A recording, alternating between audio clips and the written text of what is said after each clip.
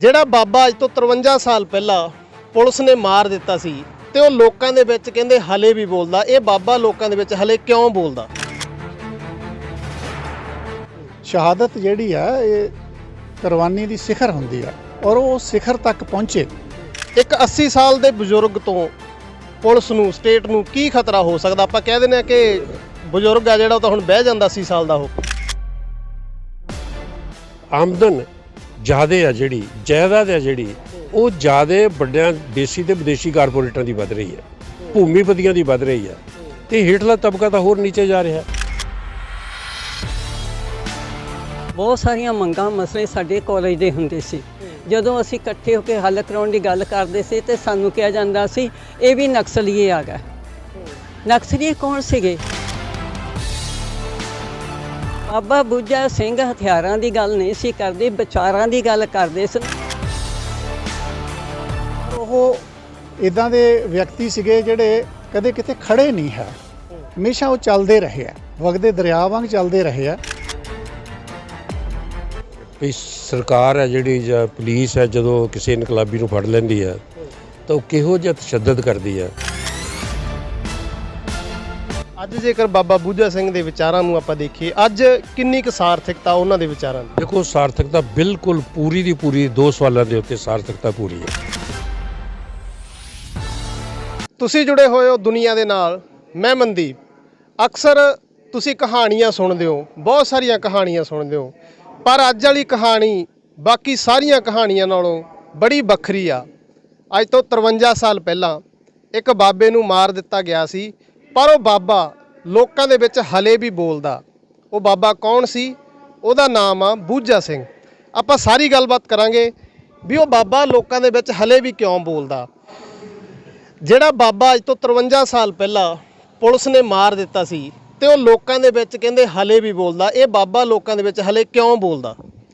ਦੇਖੋ ਬਾਬਾ ਕੋਈ ਵਿਅਕਤੀ ਨਹੀਂ ਸੀਗਾ, ਬਾਬਾ ਇੱਕ ਵਿਚਾਰਧਾਰਾ ਆ ਔਰ ਉਹ ਵਿਚਾਰਧਾਰਾ ਜਿਹੜੀ ਗਰੀਬਾਂ ਦੀ, ਮਜ਼ਦੂਰਾਂ ਦੀ ਰਾਖੀ ਦੀ ਗੱਲ ਕਰਦੀ ਆ। ਔਰ ਬਾਬਾ ਜੀ ਨੇ ਤਾਂ ਸਾਰੀ ਉਮਰ ਲੋਕਾਂ ਦੇ ਲਈ ਲੜਾਈ ਲੜੀ, ਪੂਰਾ ਜ਼ਿੰਦਗੀ ਉਹਨਾਂ ਨੇ ਲਾਈ। ਐਡਾ ਲੰਮਾ ਉਹਨਾਂ ਦਾ ਸਫ਼ਰ ਹੈ ਕਿ ਕੋਈ ਵੀ ਵਿਅਕਤੀ ਇੰਨਾ ਲੰਮਾ ਸਫ਼ਰ ਜਿਹੜਾ ਉਹਦਾ ਕੱਟਣਾ ਬਹੁਤ ਨੂੰ ਮੁਸ਼ਕਲ ਹੈ। 1930 ਤੋਂ ਸ਼ੁਰੂ ਹੋ ਗਿਆ। 1930 'ਚੋਂ ਅਰਜਨਟਾਈਨਾ 'ਚੋਂ ਗਦਰ ਲਹਿਰ ਦੇ ਨਾਲ ਜੁੜਿਆ।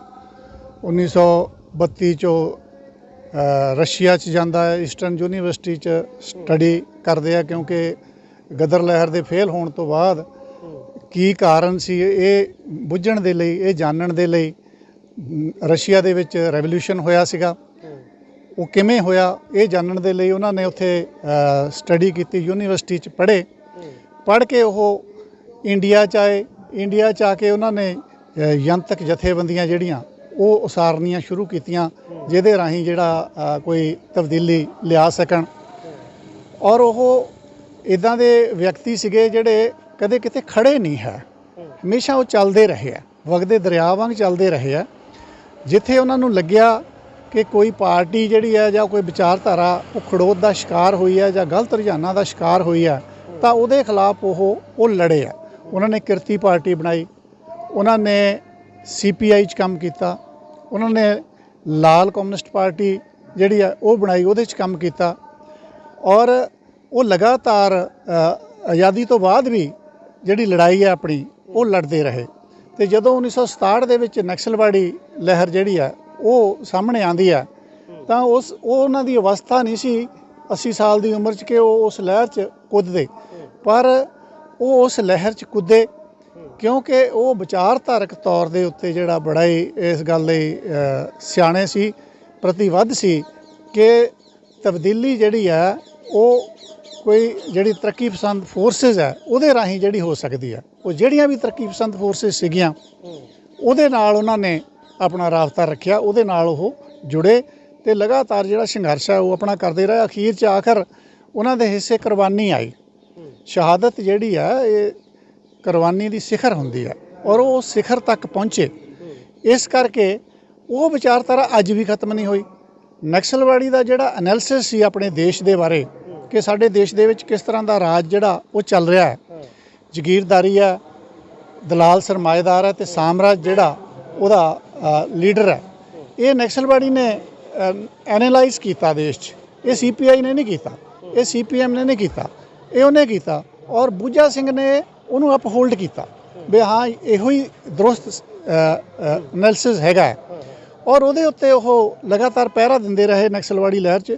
ਉਹ ਇਹ ਨਹੀਂ ਸੀ ਵੀ ਕਈ ਲੋਕ ਹੁੰਦੇ ਆ ਵੀ ਜੇ ਕੋਈ ਖਾੜਕੂ ਸੰਘਰਸ਼ ਹੋਵੇ ਉਧਰ ਨੂੰ ਉਹ ਚਲੇ ਜਾਂਦੇ ਆ, ਉਹਨਾਂ ਦਾ ਸੁਭਾਅ ਹੁੰਦਾ। ਪਰ ਬਾਬਾ ਜੀ ਨੇ ਇਦਾਂ ਦਾ ਸੁਭਾਅ ਕਰਕੇ ਨਹੀਂ ਗਏ। ਉਹ ਪੂਰੀ ਲਹਿਰ ਨੂੰ, ਵਿਵਸਥਾ ਨੂੰ ਸਮਝ ਕੇ ਇਸ ਉਮਰ ਦੇ ਵਿੱਚ ਉਹਨਾਂ ਨੇ ਨਕਸਲਵਾੜੀ ਲਹਿਰ ਦੇ ਨਾਲ ਉਹ ਜੁੜੇ ਤੇ ਅੱਗੇ ਤੁਰਦੇ ਰਹੇ। ਅੱਛਾ, ਜਦੋਂ ਨਕਸਲਵਾੜੀ ਦਾ ਜ਼ਿਕਰ ਆਉਂਦਾ ਜੀ, ਨਕਸਲਵਾੜੀ ਸ਼ਬਦ ਸੁਣਦੇ ਆ ਤਾਂ ਅਕਸਰ ਹੀ ਟੁੰਬਦਾ ਨੌਜਵਾਨ ਸੋਚਦੇ ਆ ਵੀ ਕੀ ਆ। ਜੇ ਆਪਾਂ ਹੁਣ ਦੱਸਣਾ ਹੋਵੇ ਨਕਸਲਵਾੜੀ ਕੀ ਸੀਗਾ, ਸੌਖੇ ਕਿਵੇਂ ਦੱਸਿਆ ਜਾਵੇ? ਦੇਖੋ, ਨਕਸਲਵਾੜੀ ਪੱਛਮੀ ਬੰਗਾਲ ਦੇ ਵਿੱਚ ਇੱਕ ਨਕਸਲਵਾੜੀ ਪਿੰਡ ਹੈ ਜਿੱਥੋਂ ਜ਼ਮੀਨੀ ਘੋਲ ਹੈ ਜਿਹੜਾ ਫੁੱਟਿਆ। ਲੈਂਡ ਟੂ ਦਾ ਟਿਲਰ ਦਾ ਨਾਰਾ ਜਿਹੜਾ ਦਿੱਤਾ ਗਿਆ ਵੀ ਜ਼ਮੀਨ ਜਿਹੜੀ ਆ ਜ਼ਗੀਰਦਾਰਾਂ ਦੇ ਕੋਲੋਂ ਉਹ ਖੋਹ ਕੇ ਕਿਸਾਨਾਂ ਦੇ ਵਿੱਚ, ਮਜ਼ਦੂਰਾਂ ਦੇ ਵਿੱਚ ਜਿਹੜੀ ਵੰਡਣੀ ਆ। ਹੋਰ ਨਕਸਲਵਾੜੀ ਕੋਈ ਬਲਾ ਨਹੀਂ ਹੈ। ਨਕਸਲਵਾੜੀ ਨੂੰ ਬਦਨਾਮ ਤਾਂ ਦੇਸ਼ ਦੀਆਂ ਹਾਕਮ ਜਮਾਤਾਂ ਨੇ ਜਿਹੜਾ ਉਹ ਕੀਤਾ ਵੀ ਜਿਵੇਂ ਨਕਸਲਵਾੜੀ ਕੋਈ ਬਦਮਾਸ਼ ਹੁੰਦੇ ਆ।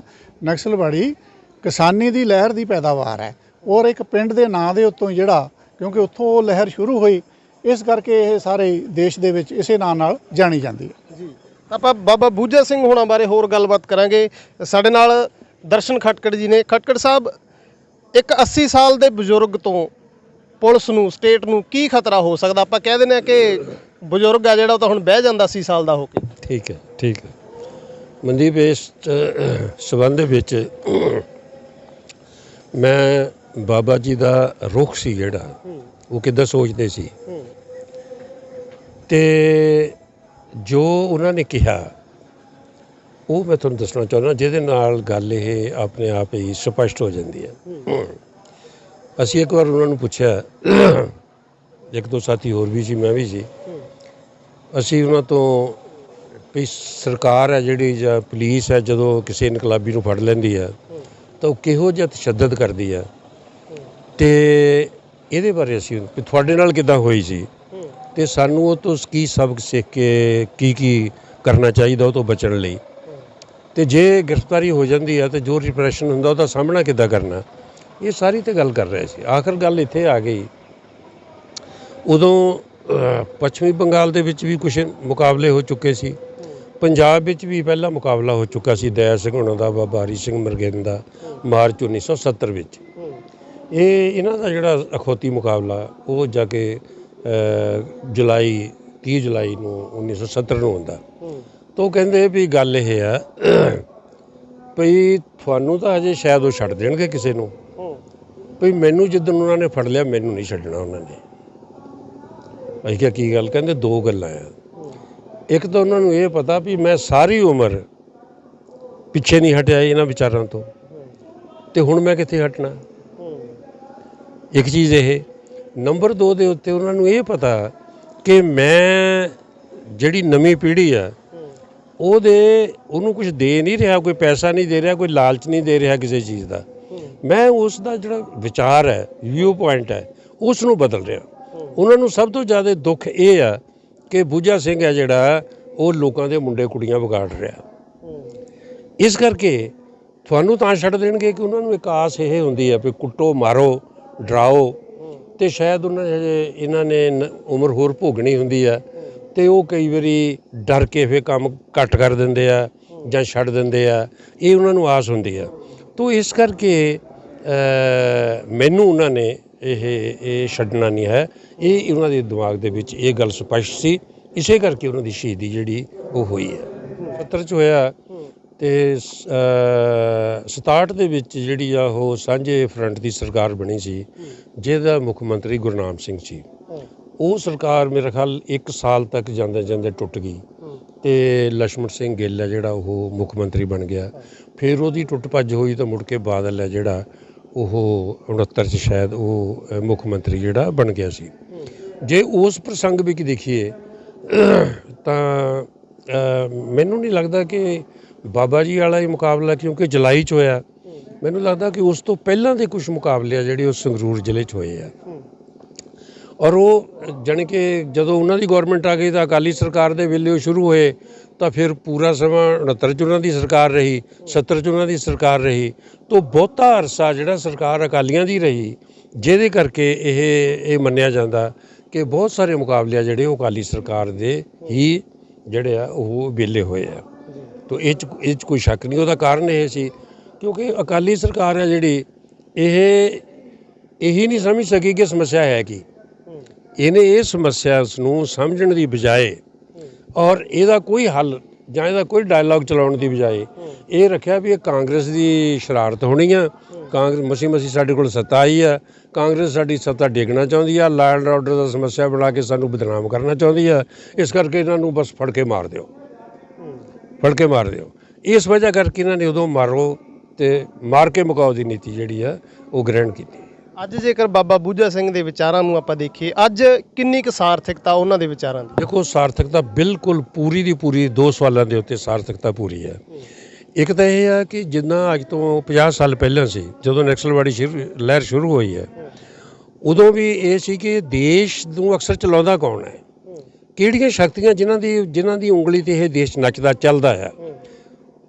ਉਦੋਂ ਵੀ ਇਹ ਸੀ, ਹੁਣ ਵੀ ਇਹੀ ਹੈ ਕਿ ਇਸ ਦੇਸ਼ ਦੇ ਵਿੱਚ ਬਹੁਤ ਵੱਡੇ ਭੂਮੀਪਤੀ ਆ ਔਰ ਇਸ ਦੇਸ਼ ਦੇ ਵਿੱਚ ਬਹੁਤ ਵੱਡੇ ਕਾਰਪੋਰੇਟ ਘਰਾਣੇ ਆ।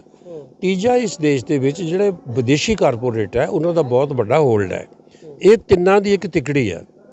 ਇਹ ਤਿਕੜੀ ਦੀ ਸੇਵਾ ਕਰਦੀਆਂ ਜਿੰਨੀਆਂ ਪੋਲੀਟੀਕਲ ਪਾਰਟੀਆਂ, ਸਾਰੀਆਂ ਇਸ ਤਿਕੜੀ ਦੀ ਸੇਵਾ ਕਰਦੀਆਂ, ਚਾਹੇ ਕੋਈ ਇਲਾਕੇ ਦੀ ਪਾਰਟੀ ਆ, SSP ਹੋਵੇ, ਅਕਾਲੀ ਪਾਰਟੀ ਹੋਵੇ, ਚਾਹੇ ਕਾਂਗਰਸ ਪਾਰਟੀ ਹੋਵੇ, ਚਾਹੇ BJP ਹੋਵੇ, ਚਾਹੇ ਕੋਈ ਹੋਰ ਵੱਡੀ ਜਾਂ ਲੋਕਲ ਪਾਰਟੀ ਹੋਵੇ, ਉਹ ਸਾਰੀਆਂ ਇਸੇ ਦੀ ਜਿਹੜੀ ਸੇਵਾ ਕਰਦੀਆਂ।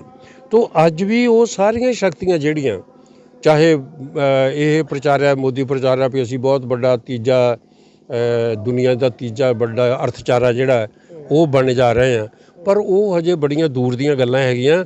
ਕਿਉਂਕਿ ਅਰਥਚਾਰਾ ਬਣਨ ਦੀ ਨਿਸ਼ਾਨੀ ਇਹ ਹੁੰਦੀ ਹੈ ਕਿ ਤੁਹਾਡੀਆਂ ਐਸੈਟ ਹੈ ਜਿਹੜੀਆਂ, ਤੁਹਾਡੀਆਂ ਚੀਜ਼ਾਂ, ਤੁਹਾਡੀ ਜਨਤਾ, ਉਹਦਾ ਪੱਧਰ ਉੱਚਾ ਹੋ ਰਿਹਾ ਜਾਂ ਕੁਝ ਹੋਰ ਹੋ ਰਿਹਾ।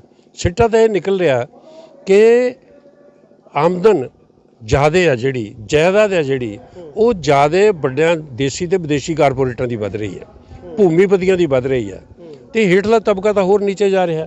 ਤਾਂ ਇਸ ਕਰਕੇ ਅੱਜ ਉਹੀ ਵਿਊ ਆ ਜਿਹੜਾ ਉਹ ਅੱਜ ਫੇਰ ਹੈ ਕਿ ਇਹਨਾਂ ਦੇ ਖਿਲਾਫ ਲੜਨ ਦੀ ਜ਼ਰੂਰਤ ਹੈ। ਇਸ ਕਰਕੇ ਜਿਉਂ ਦਾ ਤਿਉਂ ਇਹ ਪ੍ਰਸੰਗਿਕਤਾ ਜਿਹੜੀ ਹੈ ਉਹਨਾਂ ਵਿਚਾਰਾਂ ਦੀ ਹੈਗੀ ਹੈ, ਅੱਜ ਵੀ ਹੈਗੀ ਹੈ। ਆਪਾਂ ਗੱਲ ਇੱਧਰ ਵੀ ਕਰਾਂਗੇ। ਜਦੋਂ ਨੌਜਵਾਨਾਂ ਦੀ ਗੱਲ ਆਉਂਦੀ ਹੈ ਜੀ, ਤੇ ਕਹਿੰਦੇ ਵੀ ਨੌਜਵਾਨ ਕੁਛ ਨਾ ਖੜਕਾ ਦੜਕਾ ਜਿਹਾ ਭਾਲਦੇ ਹੁੰਦੇ ਆ, ਤਾਂ ਕੀ ਲੱਗਦਾ ਬਾਬਾ ਜੀ ਹੁਣਾਂ ਨੇ ਇਕੱਲਾ ਖੜਕਾ ਦੜਕਾ ਕੀਤਾ ਜਾਂ ਉਹਨਾਂ ਨੇ ਇੱਕ ਸੇਧ ਵੀ ਦਿੱਤੀ ਕਿ ਹਾਂ ਇੱਦਾਂ ਲੜਿਆ ਜਾ ਸਕਦਾ? ਖੜਕੇ ਦੜਕੇ ਤੇ ਐਵੇਂ ਸਰਕਾਰਾਂ ਕੋਲੋਂ ਬਣਾ ਲੈਂਦੇ ਆ। ਅਸੀਂ ਕਾਲਜ ਵਿੱਚ ਪੜ੍ਹਦੇ ਸੀ, ਭਾਜੀ ਹੁਣੀ ਤੇ ਅਸੀਂ ਕਾਲਜ ਵਿੱਚ ਸੀ ਜਦ ਨੈਕਸਲਾਈਟ ਮੂਵਮੈਂਟ ਦੀ ਗੱਲ ਉੱਠੀ ਆ। ਬਹੁਤ ਸਾਰੀਆਂ ਮੰਗਾਂ ਮਸਲੇ ਸਾਡੇ ਕਾਲਜ ਦੇ ਹੁੰਦੇ ਸੀ। ਜਦੋਂ ਅਸੀਂ ਇਕੱਠੇ ਹੋ ਕੇ ਹੱਲ ਕਰਾਉਣ ਦੀ ਗੱਲ ਕਰਦੇ ਸੀ ਤੇ ਸਾਨੂੰ ਕਿਹਾ ਜਾਂਦਾ ਸੀ ਇਹ ਵੀ ਨਕਸਲੀਏ ਆ ਗਏ। ਨਕਸਲੀਏ ਕੌਣ ਸੀਗੇ? ਉਹ ਜ਼ਮੀਨਾਂ ਸੀ, ਵੱਡੇ ਵੱਡੇ ਲੋਕ ਮਾਲਕ ਸੀਗੇ ਉੱਥੇ। ਉਹ ਲੋਕ ਜਿਹੜੇ ਥੱਲੇ ਉਹਨਾਂ ਦੇ ਕੰਮ ਕਰਦੇ ਸੀ, ਰੋਜੀ ਰੋਟੀ ਨਹੀਂ ਸੀ ਚੱਲਦੀ। ਉਹ ਕਹਿੰਦੇ ਸੀ ਜ਼ਮੀਨਾਂ ਉੱਤੇ ਸਾਰਿਆਂ ਦਾ ਮਾਲਕੀ ਹੱਕ ਹੋਣਾ ਚਾਹੀਦਾ। ਜਦੋਂ ਉਹਨਾਂ ਨੇ ਆ ਗੱਲ ਕਹੀ ਤਾਂ ਇਹਨਾਂ ਨੇ ਲੋਕਾਂ ਨੇ ਉਹਨਾਂ ਨੂੰ ਤਰ੍ਹਾਂ ਤਰ੍ਹਾਂ ਦੀ ਸਰਕਾਰਾਂ ਨੇ ਕਰਦੇ। ਬਾਬਾ ਬੁੱਝਾ ਸਿੰਘ ਹਥਿਆਰਾਂ ਦੀ ਗੱਲ ਨਹੀਂ ਸੀ ਕਰਦੇ, ਵਿਚਾਰਾਂ ਦੀ ਗੱਲ ਕਰਦੇ ਸੀ। ਉਹਨਾਂ ਨੂੰ ਪਤਾ ਸੀ ਵੀ ਪਹਿਲਾਂ ਲੋਕਾਂ 'ਚ ਵਿਚਾਰ ਪੱਕੇ ਕੀਤੇ ਜਾਣੇ ਆ। ਇਹ ਜਿਹੜੀਆਂ ਸਰਕਾਰਾਂ ਆ, ਚਾਹੇ ਪਹਿਲਾਂ ਬ੍ਰਿਟਿਸ਼ ਸਰਕਾਰ ਰਹੀ, ਚਾਹੇ ਮਗਰੋਂ ਆ ਗਈਆਂ, ਵੱਖ-ਵੱਖ ਆ ਗਈਆਂ, ਇਹ ਸਾਰੀਆਂ ਕਾਰਪੋਰੇਟ ਘਰਾਣੇ ਦੀ ਜਗੀਰਦਾਰਾਂ ਦੀਆਂ, ਸਰਮਾਏਦਾਰਾਂ ਦੀਆਂ। ਅੱਜ ਵੀ ਜਿਹੜੇ ਆ ਵੱਡੇ ਵੱਡੇ ਬਾਹਰ ਦੇ ਸਰਮਾਏਦਾਰ ਆ ਜਿਹੜੇ ਇੱਥੇ ਪੈਸਾ ਲਾ ਰਹੇ ਆ। ਮੋਦੀ ਸਾਹਿਬ ਇਸ ਗੱਲ 'ਚ ਅਸੀਂ ਬਹੁਤ ਵੱਡੀ ਆਰਥਿਕਤਾ ਬਣਾ ਰਹੇ ਹਾਂ, ਇਹਨਾਂ ਨੂੰ ਇਹੀ ਨਹੀਂ ਪਤਾ। ਉਹ ਲੋਕ ਤਾਂ ਇੱਦਾਂ ਦੇ ਸ਼ੈਤਾਨ ਤੇ ਚੁਸਤ ਆ, ਇਹਨਾਂ ਦੇ ਕੋਲੋਂ ਹੁਣ ਚਾਹੁੰਦੇ ਆ ਇਹ ਹਥਿਆਰ ਸਾਰੇ ਉਹਨਾਂ ਦੇ ਖਰੀਦਣ ਨੂੰ ਵੱਧ ਤੋਂ ਵੱਧ। ਕਦੇ ਫਰਾਂਸ ਵਿੱਚ, ਕਦੇ ਕਿਤੇ ਚੱਲਦੇ ਹਥਿਆਰ ਖਰੀਦਣੇ। ਹਥਿਆਰਾਂ ਦੇ ਨਾਲ ਕਿਸੇ ਦੇਸ਼ ਦੀ ਗਰੀਬੀ ਹਟ ਜਾਓ। ਜਾਤ ਪਾਤ ਦੇ ਨਾਂ ਦੇ ਉੱਤੇ ਲੋਕਾਂ ਨੂੰ ਲੜਾਇਆ ਜਾ ਰਿਹਾ। ਮਨੀਪੁਰ ਦੇ ਵਿੱਚ ਦੇਖਦੇ ਹਾਂ ਸਾਡੀਆਂ ਔਰਤਾਂ ਨਾਲ ਕੀ ਘਟਨਾ ਵਾਪਰੀ ਆ। ਕਿ ਇਹ ਫਿਰ ਸਾਨੂੰ ਆਜ਼ਾਦੀ ਥੋੜ੍ਹੀ ਸੀਗੀ। ਜਿਹੜੇ ਬਾਬਾ ਜੀ ਹੁਣਾਂ ਨੇ ਇਹ ਗੱਲਾਂ ਕਹੀਆਂ ਬਿਲਕੁਲ ਸੱਚੀਆਂ ਕਹੀਆਂ ਸੀ। ਦੱਬੇ ਕੁਚਲੇ ਲੋਕਾਂ ਨੂੰ ਜਿੰਨਾ ਚਿਰ ਆਜ਼ਾਦੀ ਨਹੀਂ ਮਿਲਦੀ, ਜਿੰਨਾ ਚਿਰ ਜਾਤ ਪਾਤ ਤੋਂ ਰਹਿ ਸਮਾਜ ਨਹੀਂ ਹੁੰਦਾ, ਉਨਾ ਚਿਰ ਬਾਬਾ ਜੀ ਦੀ ਜਿਹੜੀ ਵਿਚਾਰਧਾਰਾ ਜਾਂ ਹੋਰ ਵੀ ਸ਼ਹੀਦਾਂ ਦੀ ਵਿਚਾਰਧਾਰਾ ਆ ਉਹ ਸਮਾਜ ਨੂੰ ਟੁੰਬਦੀ ਰਹੂਗੀ ਤੇ ਲੋਕ ਉਹਨਾਂ ਦੀਆਂ ਵਿਚਾਰਧਾਰਾ ਦੇ ਉੱਤੇ ਤੁਰਦੇ ਹੀ ਰਹਿਣਗੇ।